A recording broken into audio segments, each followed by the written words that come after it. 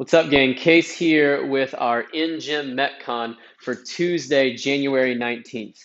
We're doing the benchmark workout Annie today, but we are adding row in with our double unders and our sit-ups. On double unders, so the rep scheme is 50, 40, 30, 20. If you don't have those double unders, do 2 singles for every double under. And I want you to pick the version that's going to keep you moving the most consistently.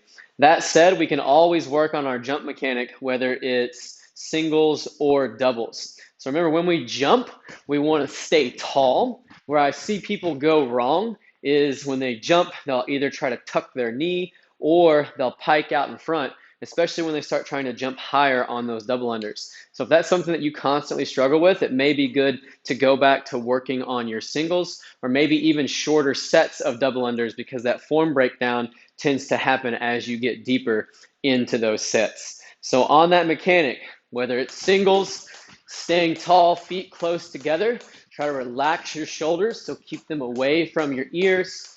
Elbows stay close to our side, and hands stay just a few inches out there in front of the hips. Last piece, turn those wrists over, and that will help you spin through your wrist versus spinning through that arm and using those shoulders too much. Same technique on double unders, staying tall.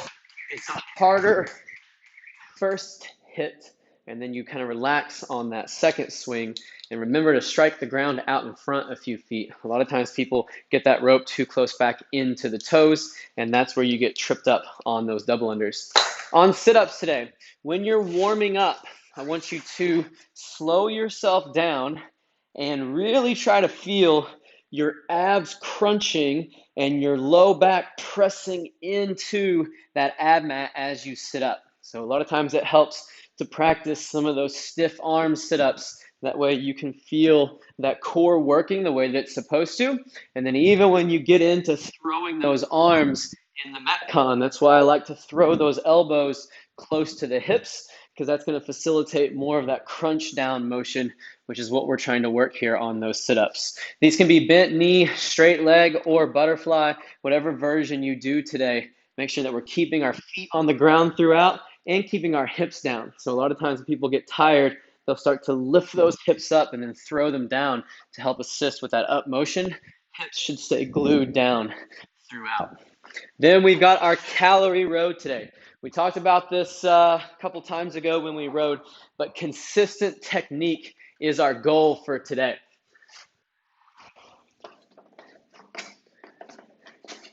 When we reach in, we're reaching for the center of that receiver. We want to leave that gap between our seat and our heels. It's okay if the heels come up just a bit, but as soon as we reach that end point, we need to drive those heels back down, get everything we can out of our legs. Then we open up the hips some more. Then we finish with the arms.